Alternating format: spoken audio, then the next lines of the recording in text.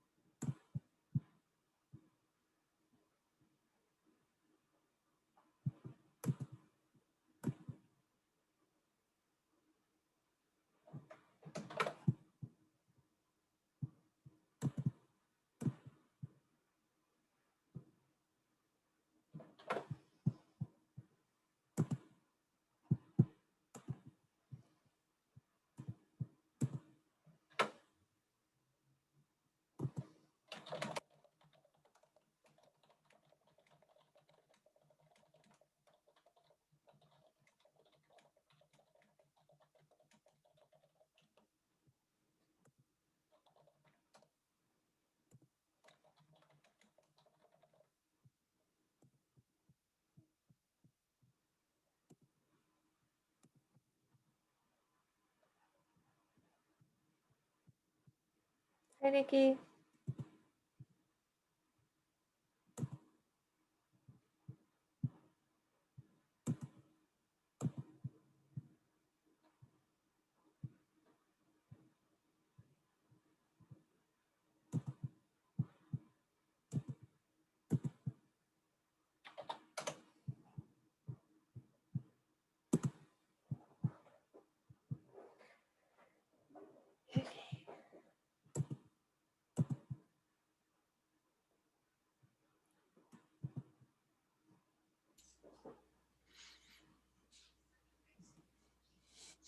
Hey, Susan. Yes, how are you doing? I'm doing good. On the Wilco app, the CDBG, would it be the non-social service application? Yeah. Yes. Okay. Is that, and I am happy to get, we still have the Sagamore fencing quote outstanding, but I'm happy to get that information together. Well, he actually just called me and, yeah, I pointed him to Osvaldo. So hopefully we can get them two together today.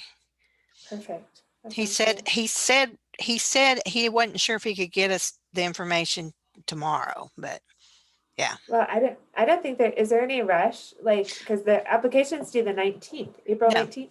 Yeah, that'd be fine. We want a good, secure one. Did your day end up going a little better?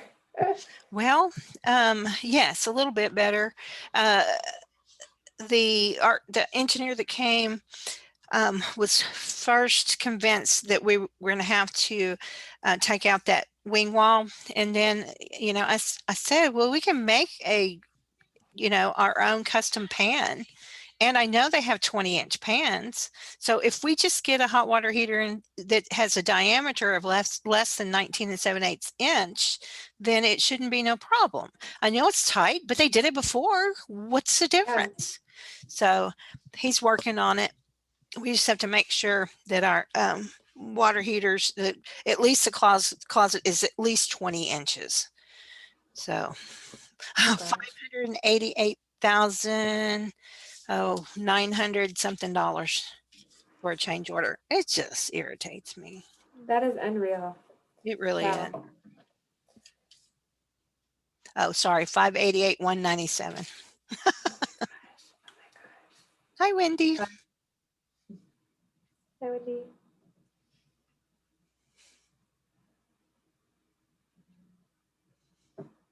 I think we have There.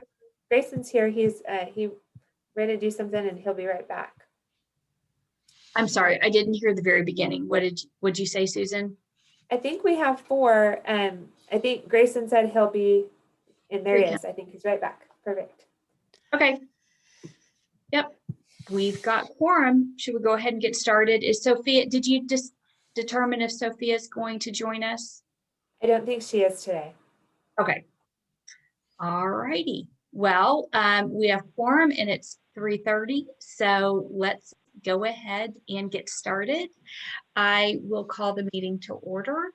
This is the Housing Advisory Board meeting for the City of Georgetown, March 15th, and we are beginning at 3:30 p.m.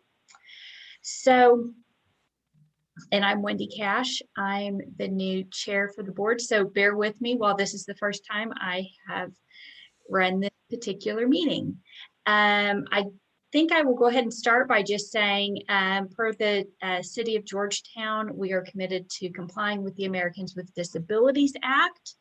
And if you require any assistance in participating at the public meeting due to a disability as defined under the ADA, we will provide accommodations as requested.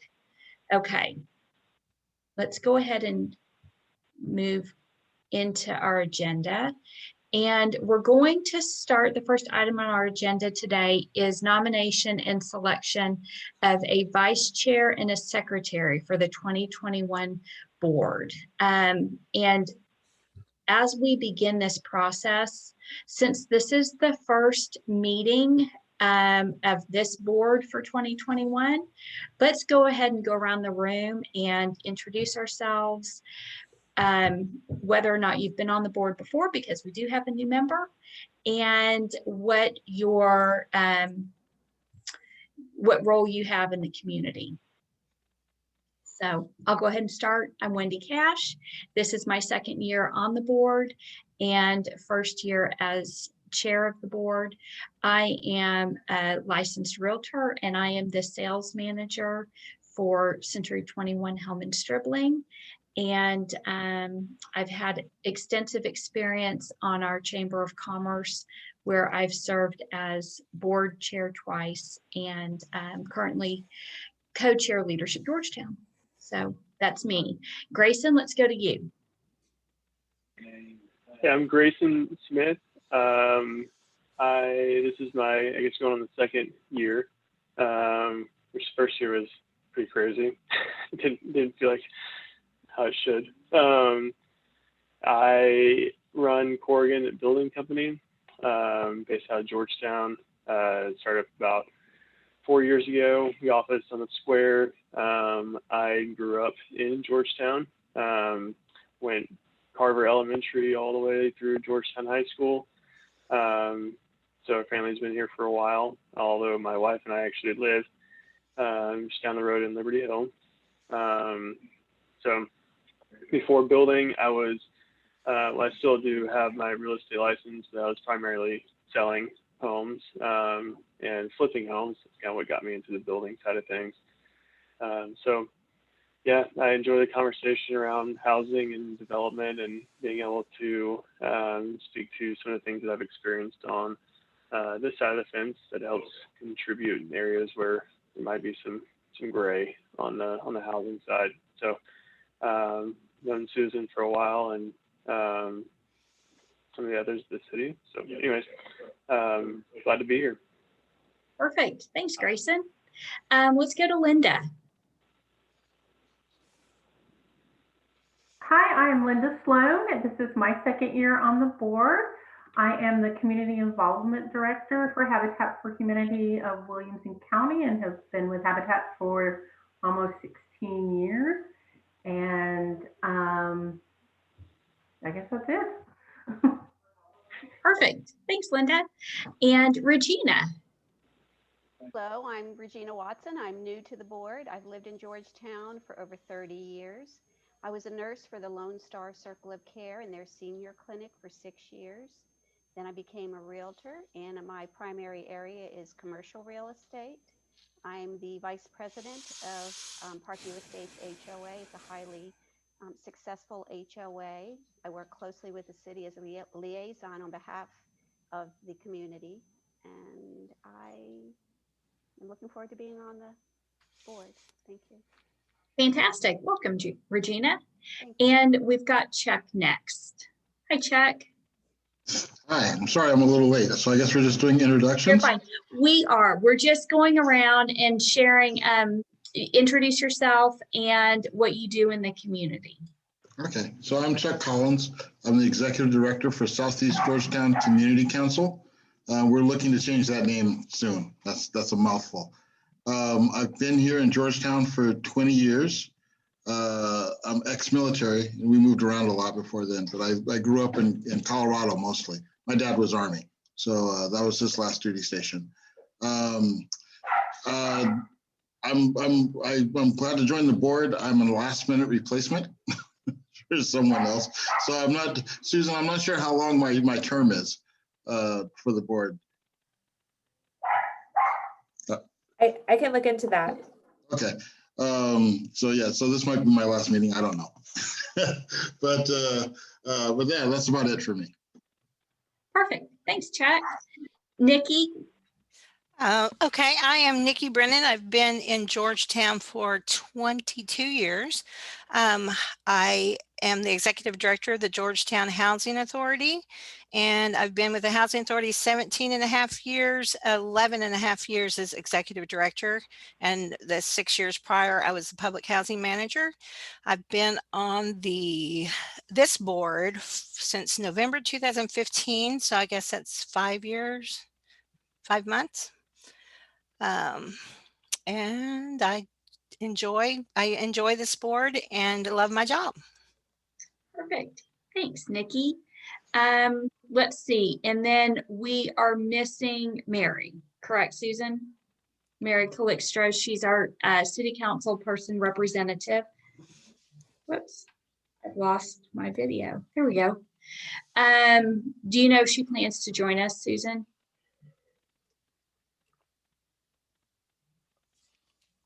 I haven't heard from her today, and so I'm not sure. Okay, very good. Thanks.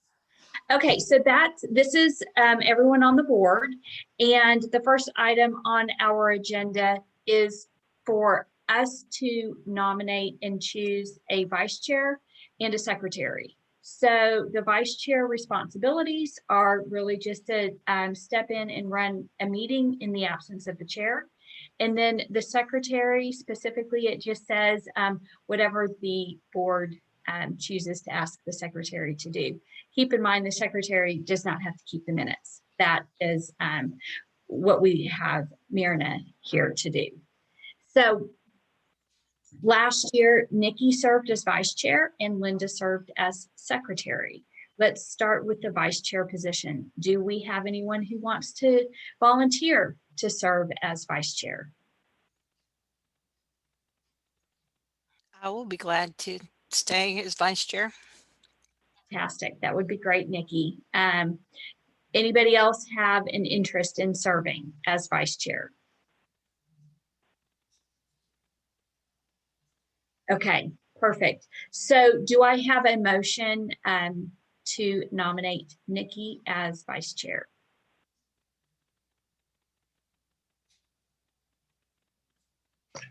I move I to nom- nominate Vicky as vice chair. Thank you, Chuck. Do I have a second? I second that. Was that Linda? Regina. Regina. Okay, sorry.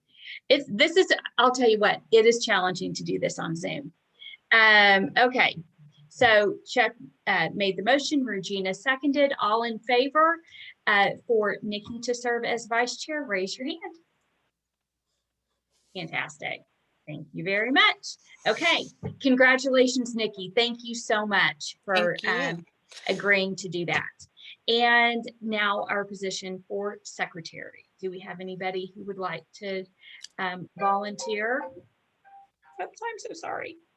Forgot to turn my ringer off my phone. Anyone who would like to volunteer to serve in the position of secretary? I just say it's a tough job. Yes. Okay, thank you, Linda. Anybody else want to throw their hat in the ring? Okay, do I have a motion?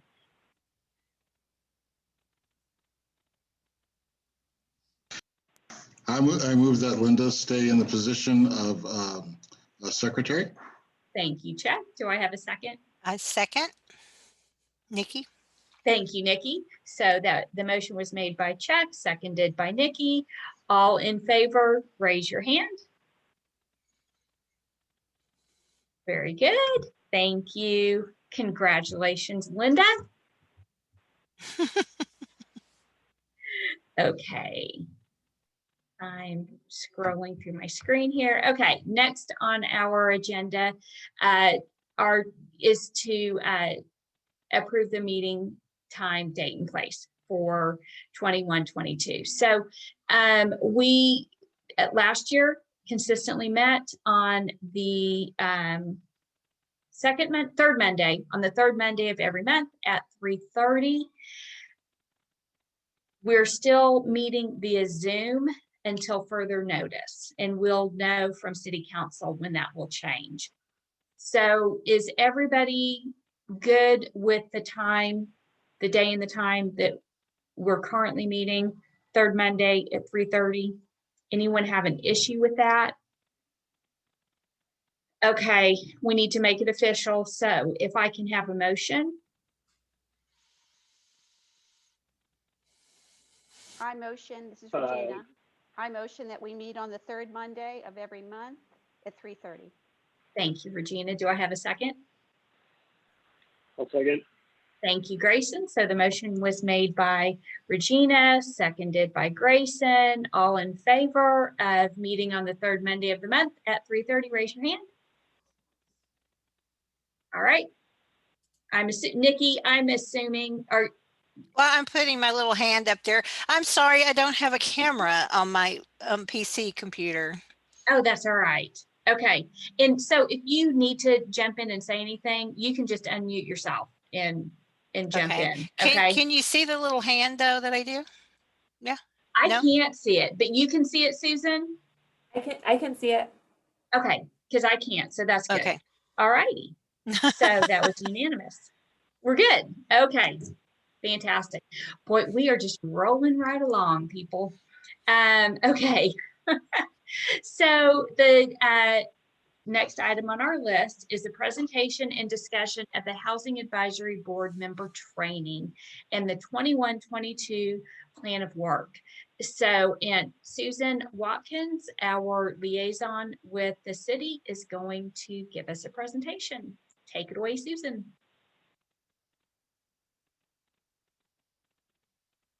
Great, thank you so much, Wendy. Can everybody see the screen share here for the presentation? Yes. Great. I'll put that in the full screen mode, which hopefully won't mess me up here. So everyone, except for Regina, should have seen this training last year when you came on as a board member. And the planning department actually hosts a number of boards. We host the Planning and Zoning Commission, the Historical and Architectural Review Commission, the Housing Advisory Board, the Zoning Board of Adjustments, the Unified Development Code Advisory Committee. And then we have some actually like special called boards from time to time. We have the 2030 Comprehensive Plan Update Board that is now no longer meeting. But what we've done as a department is kind of unified our style of training so that all of our board members and commissioners are kind of getting a similar style of training. And so this is what your fellow board and commissioners are receiving for their respective boards. We're doing a little bit different this year. We want to give an opportunity for the new members to ask any questions of the existing members. And so hopefully this isn't too repetitive, but this is mostly for Regina since she's our new member. But if anybody would like to kind of stop along the way and comment on your experience with a particular topic, you're welcome to do that. And then Regina, if you have any questions, please let us know about that. But this is just a pretty good overview of kind of our board and also our processes around boards. So we're going to start with the introduction of the planning staff and the mission of our department. We'll review our bylaws and meeting procedures. Then we'll talk a little bit specifically about housing. For this board, the housing element of our comprehensive plan really guides the work.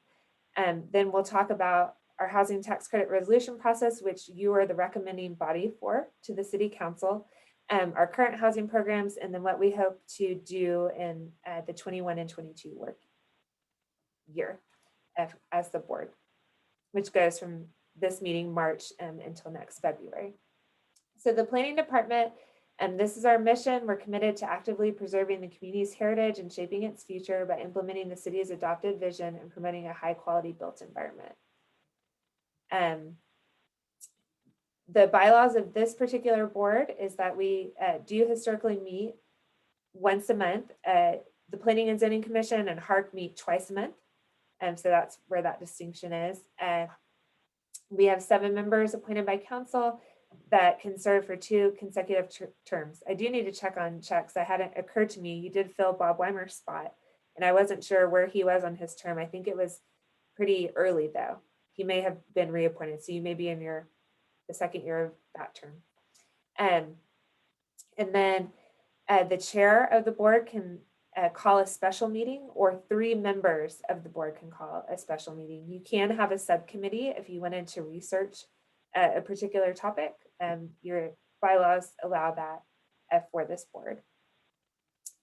The responsibilities of the board are to ensure affordable housing for residents at all income levels, long-range housing research and policy recommendations for the 2030 housing element of the comprehensive plan, review and make recommendations regarding housing development that requires the city support for state and federal funding, and then you recommend housing tax credit resolution requests. And that's a formal process that we have where an applicant will submit information to the city, the Housing Advisory Board will review it and make a recommendation to council.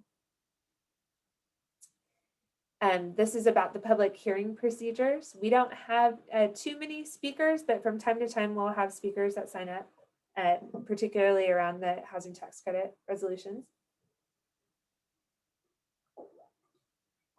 Like our other boards and commissions, they'll, if you sign up to speak, you'll have 3 minutes to speak. As we just experienced, there's a call for a motion. If the motion is seconded, then you'll vote. If there's no second, then you would need an additional motion. And then failure to approve a positive motion will be deemed a denial. And so this applies more for like planning and zoning, who are making a lot of recommendations each meeting. But we occasionally, I think in our July meeting, Wendy, we actually did have like an amendment to our motion and slightly more complicated voting than I was familiar with. So yeah, it was definitely a little more cumbersome at that meeting for sure. Yes, definitely. I think that was Grayson's first meeting maybe. And so that was kind of a jump in the pool type meeting that we had. But So a quorum is 4 of 7. It is the council policy to attend 75% of the meetings. You can get an excused absence due to an illness or something like that. But if you can just keep in good communication with Myrna and myself, and then we can accommodate whatever we need to do. But we do, after each meeting, kind of keep a tally of who is in attendance. And that is, the mayor will review that from time to time. The meeting is subject to the Open Meetings Act. We do record these meetings, and so we have a video record for a specified amount of time. The agendas are available at agendas.georgetown.org. They'll always be available by 3:30 on the Friday before the Monday. We are really working to get that information to you sooner, hopefully.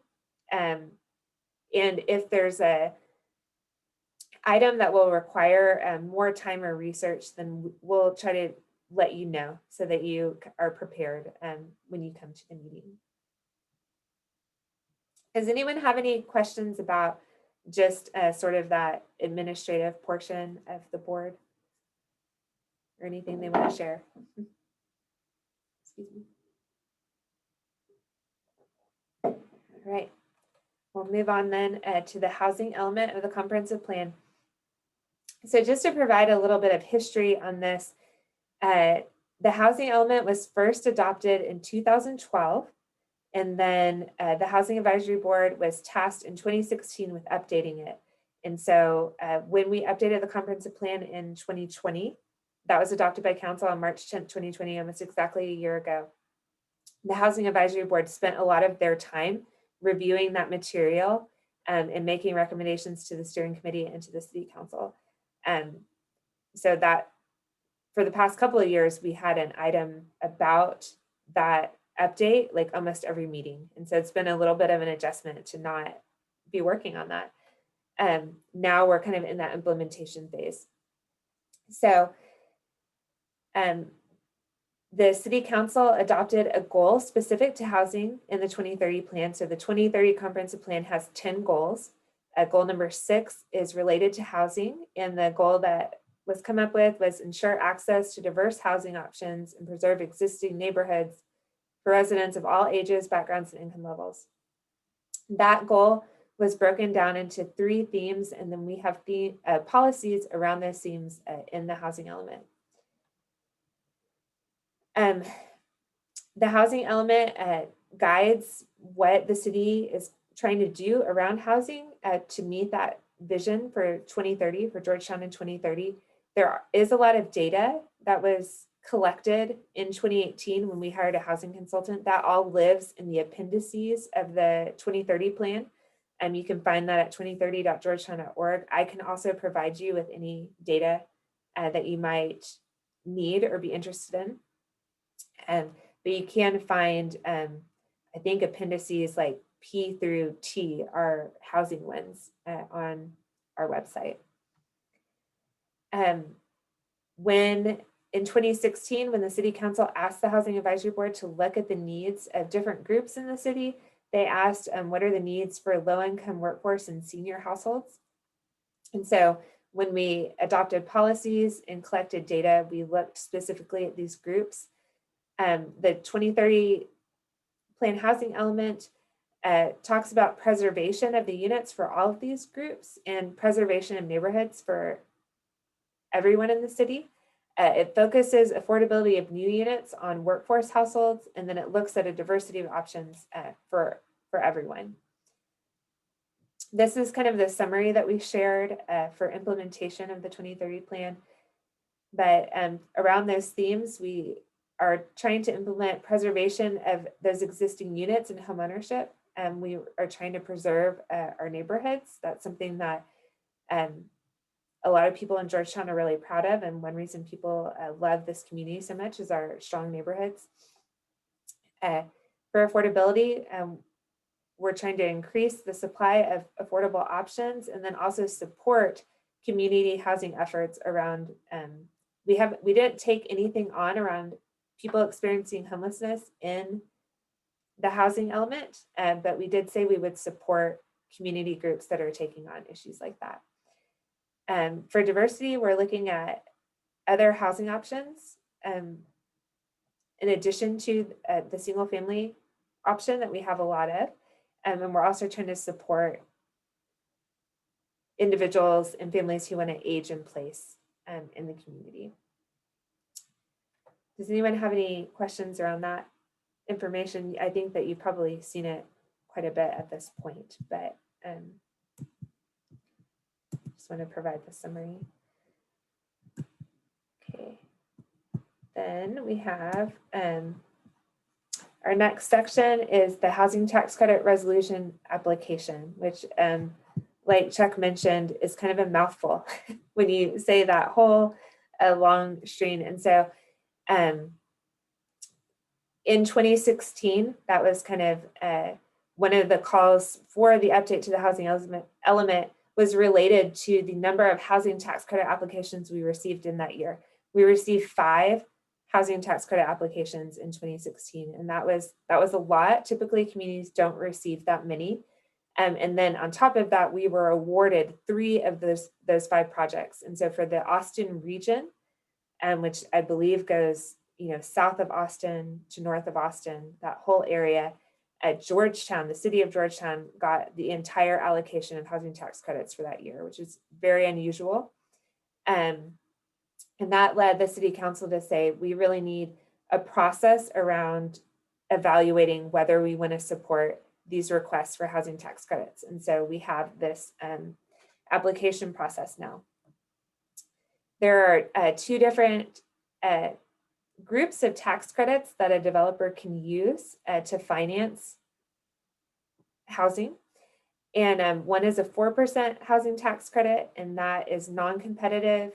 It uses tax exempt bonds, and it pays for a portion of the development cost. And it generally serves that 60% of the area median income.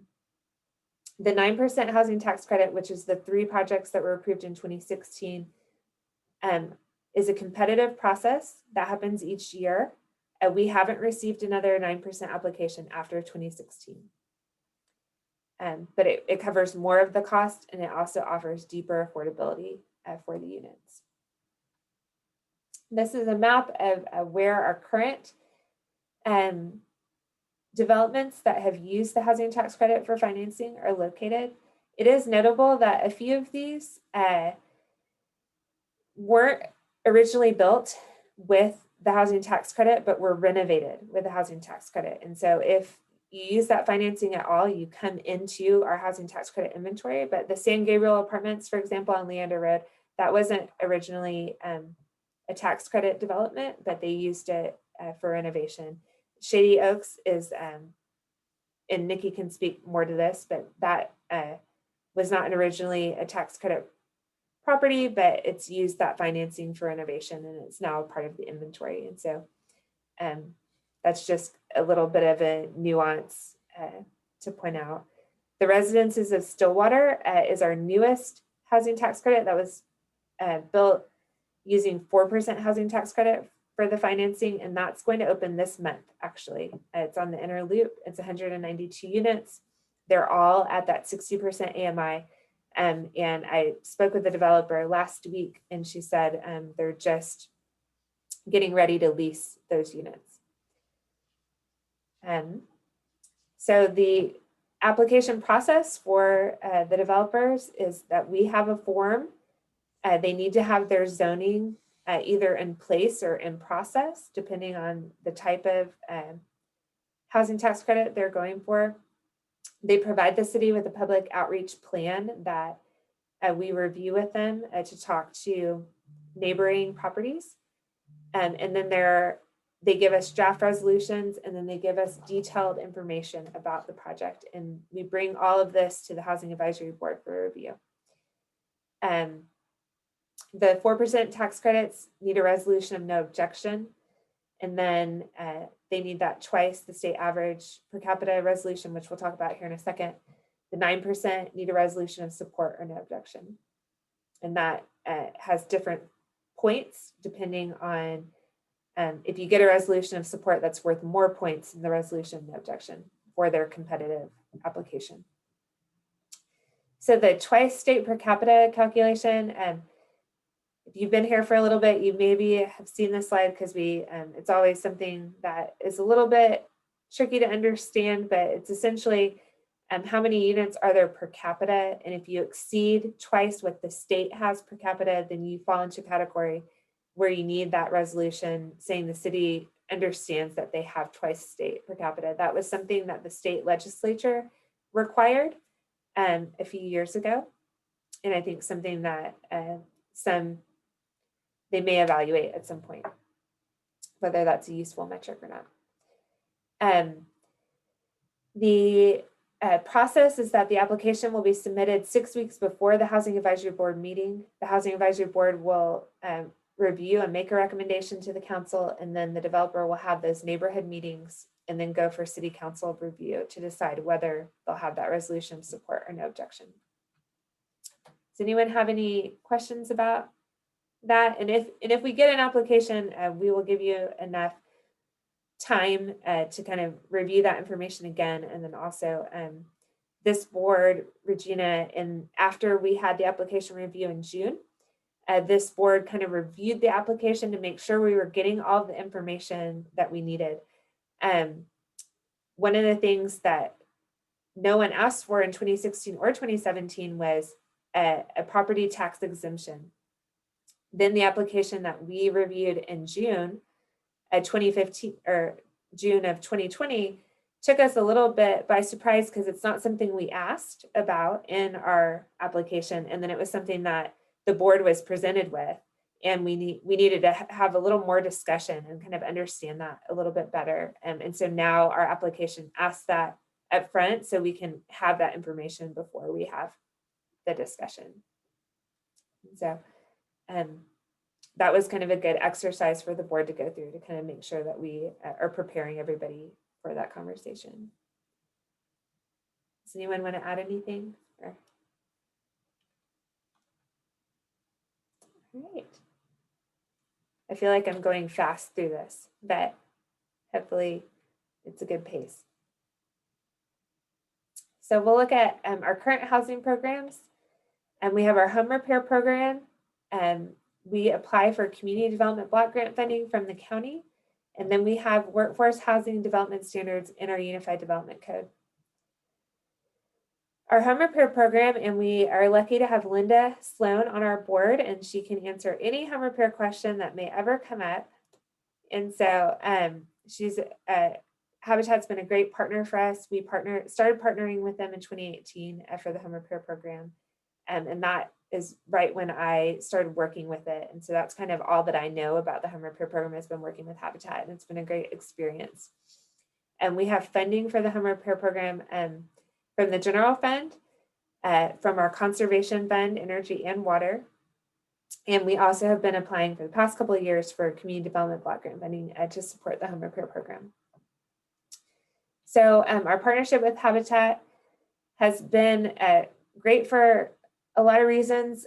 One of the best reasons is the things that we can leverage in the way of volunteers, and then also the relationships Habitat has with different contractors. We did home repair.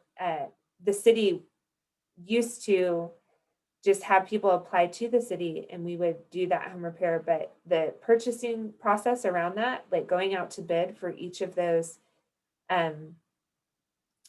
repairs, was not as efficient as what we're doing now, which is Habitat's already set up with their home repair program, and it's a grant program. And so when someone applies, they're not paying back for the repair, but it has been pretty successful for us in the past couple of years. I don't know if Linda wants to add anything about that. But she's working hard over there now that challenge after challenge comes. First COVID, and now that huge storm. But it's been going well. And so you can apply, anyone that's eligible for the program can apply citywide. And we've, in the past couple of years, tried to do some direct outreach in our Old Town and downtown districts for any homeowners that have historic requirements on top of their home repair. We are looking at ways that we can make that an efficient process for people. We've also looked for homeowners that have repeatedly needed utility bill assistance to see if we can get them information about the home repair program to kind of get at that root cause of why their utility bills are high. We have information about that at our housing.georgetown.org website, and it's also you can go to the Habitat Williamson County website. We apply for community development block grant funding from Williamson County. The rest of the board kind of heard about this last meeting that we had in February, where we talked about the applications for this year. We are large enough now as a city to be our own entitlement community, but we're in a little bit of a unique situation that Williamson County became an entitlement county before we reached the threshold to become an entitlement community.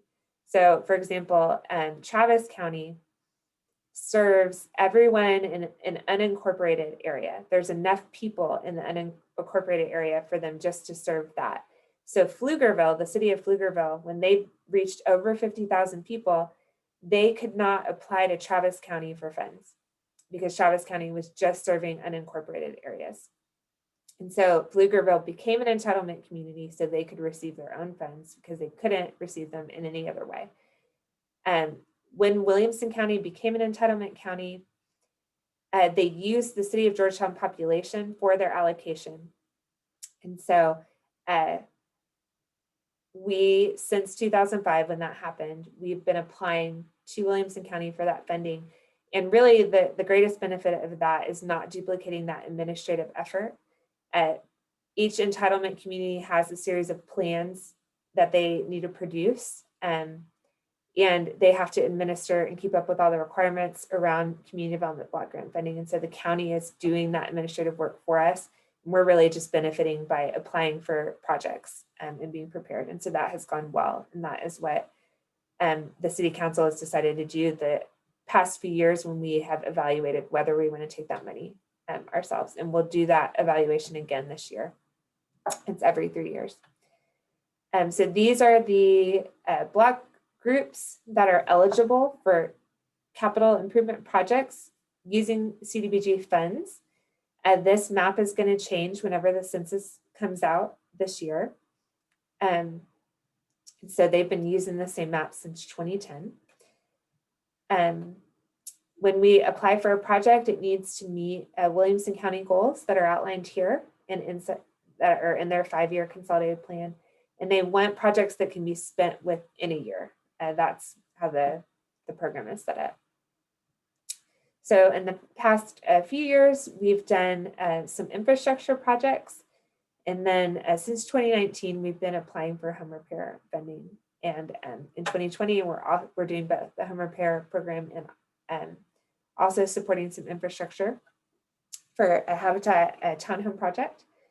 And then this year, we're applying for home repair funding, and we're supporting the Housing Authority for some of their repairs that are needed.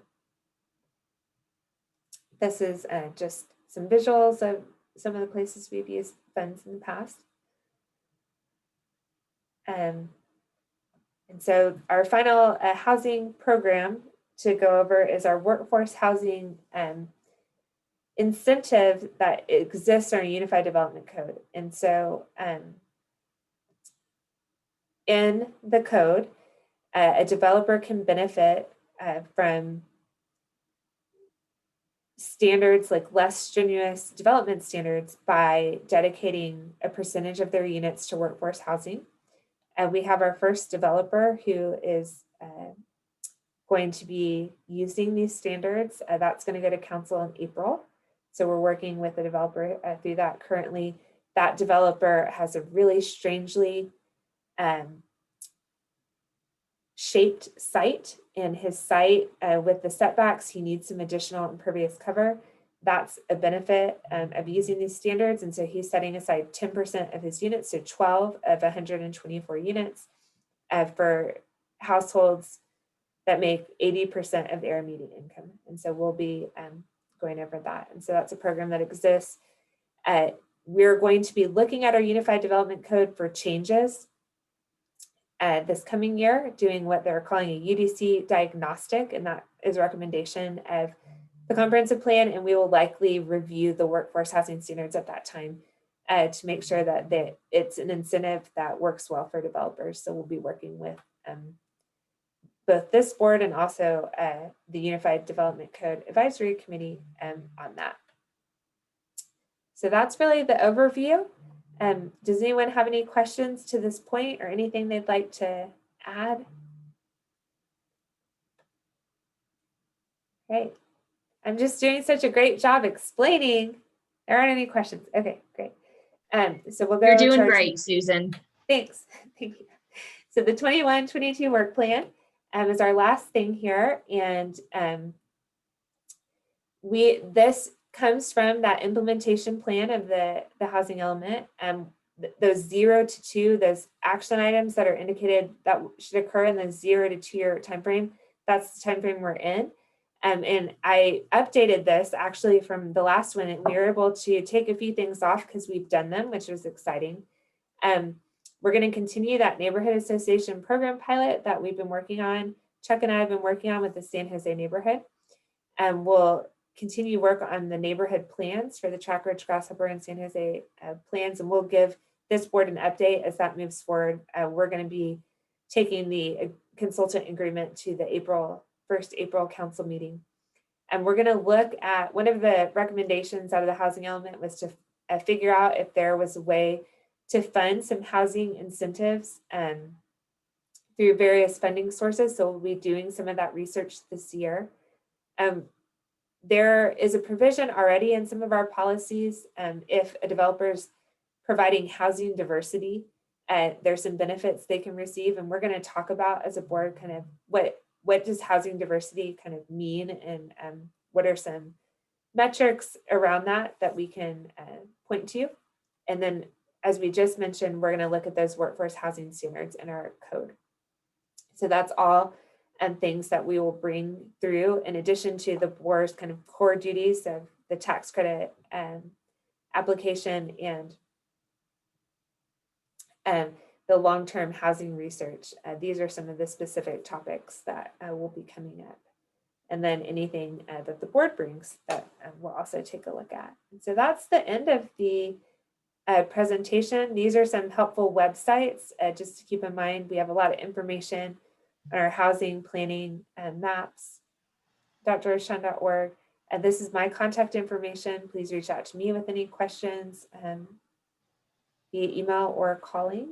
And I think that is the end of the training. And so I want to give an opportunity to all board members if you want to share any of your experiences. And then Regina, if you have any questions, you can ask them now, but also feel free to reach out to me if you think of one after this meeting. So.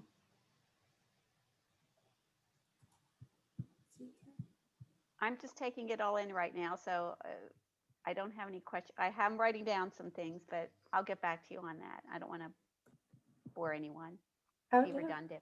But I welcome anything anyone else has to say.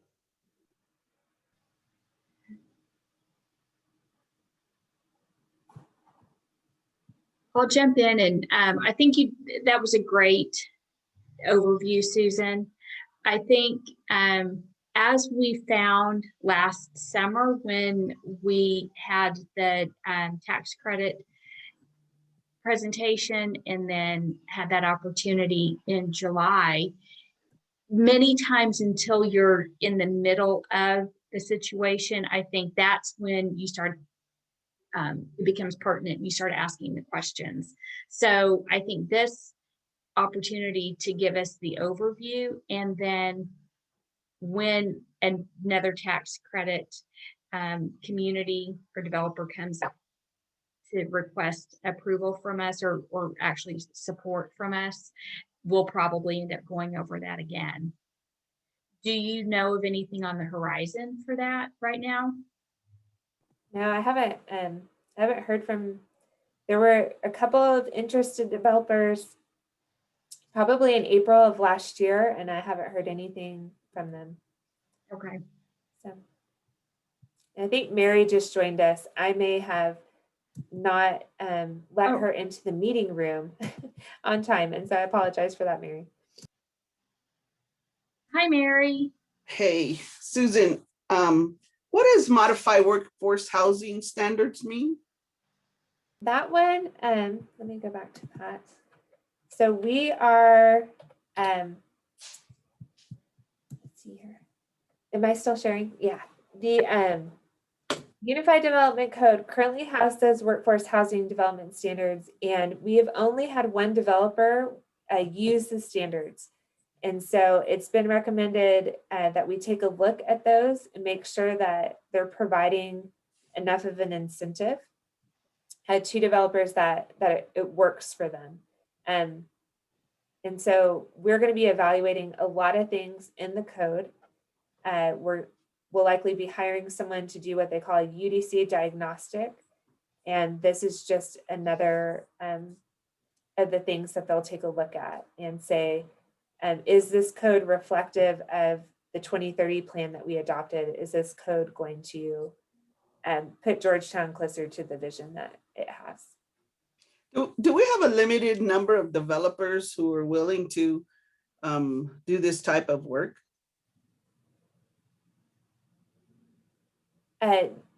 Do the workforce housing? Correct. Well, so in my experience in the planning department, there's a group of developers that all they do is tax credit housing. It's such an involved program that really their business model is working with the low-income housing tax credit program. And that's one set of developers. The workforce housing standards we have in our code are really a different thing. They're just meant for a portion, 10 to 20% of units to be set aside at a higher income bracket than what you would see in the low-income housing tax credit development, but would still provide, somewhat of a discount for workforce households. And Right. so any developer can access and use this, and we've had quite a few that take a look at it. But if it's not needed, like if it's not a benefit that they need, then most of them have not pursued it. All right. And like here in Georgetown, do any of the developers, do you think that they would want to do something like this? I mean, I think there's like, what, 3, maybe more, Chansley, Prince, what's his name? The other guy, Oregon, or something like that. Have they ever wanted to, or have they ever built any affordable, this workforce housing? A single family developer can use these standards. They are written so that you can use it in 5 of our zoning districts. And I actually have worked with Grayson looking at these standards for a product. It's just not something that in that project didn't move forward. I don't think they got their zoning for that particular one. But one of the things we want to do is talk to developers about, what are incentives that would make it feasible, for you to even think about this, because it does come at a cost, like everything else. And so we just, if it's something that we want people to use, then we need the incentive to kind of match what that cost is going to be. And that is one of the things that drove that recommendation for a housing funding source. So what would it look like if the city had a fund where they, could actually provide some economic incentive to a developer? Have we ever approached anyone outside of Georgetown? I understand that we try to keep everything in-house, but if it's just not, I guess, what anyone wants to do here in Georgetown, why can't we go outside of Georgetown? Oh, any developer that builds here, is able to use these standards. One of the things our staff has done is for a development that seems like they might need, like a reduced setback or something like that, that's available in the workforce housing development standards, then the staff lets that developer know that this is an available option to them. All right. Susan, I have a question about that. I guess I'm not real clear, because you're referencing the workforce housing development standards, but then you're saying that it's optional for a developer to use the standards. I guess that's to me. Well, it's an incentive. So, Oh, so okay. like if you're building a single family home, you have one set of standards that's our standard. Then we have, and that's in a different part of section 6.01, I think. And then down in 6.07, we have a few options that it's like, well, if you want to set 10% of your units aside, then you can benefit and build more units. Okay. Got it. So it's an incentive. It's optional standards that could be an incentive to the developer. And we adopted these in 2016, I believe. Okay. Okay. So, and for our purposes, for our board, you're just letting us know right now that at some point this year, those optional standards may be addressed and modified. Yeah. Okay. Got it. And the hope is that it would be an incentive that was more of an incentive. Got it. So because right now it doesn't appear that it's that much of an incentive for a developer. Because you're just not seeing developers opting to use them. Okay. Regina? Yes, I have a question. Other than in Austin, are the surrounding cities using this? I guess it's been used in Mueller before and some other communities in Austin, but where is it happening around us that we can maybe assess? I would need to look and see. But I can bring that information to you.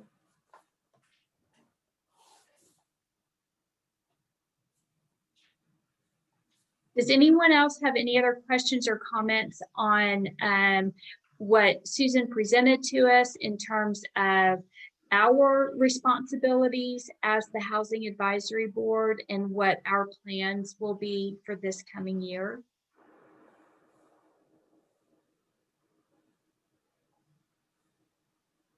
And I cannot see everybody all at once, so you can unmute yourself if you're trying to get my attention, but I can't see you. Okay. I think that is there we go. My screen changed all of a sudden. Okay. I think we have made it to the end of our agenda. Nice quick meeting. Did you have anything else, Susan? No? Okay. So I think with that, I would entertain a motion to adjourn. I second that. Thank you. So the motion was made. I'm not sure who made the motion. Regina. Sorry. Regina made the motion. I'll second. Okay, very good. Regina made the motion. Nikki seconded. All in favor of adjourning? Raise your hand. I agree. Any opposed? Okay, fantastic. Okay, thank you guys very much. This is going to be a good year. We've got a great board, and thank you, Susan, for all of the work that you do. Yes, thank you guys. Welcome, Yes. Regina. Yes, Thank welcome, you so Regina. much. I really am looking forward to this. Great group. Good. All righty. Everybody have a great week and a great month. See you in April. Okay, thank you. Bye. Bye-bye.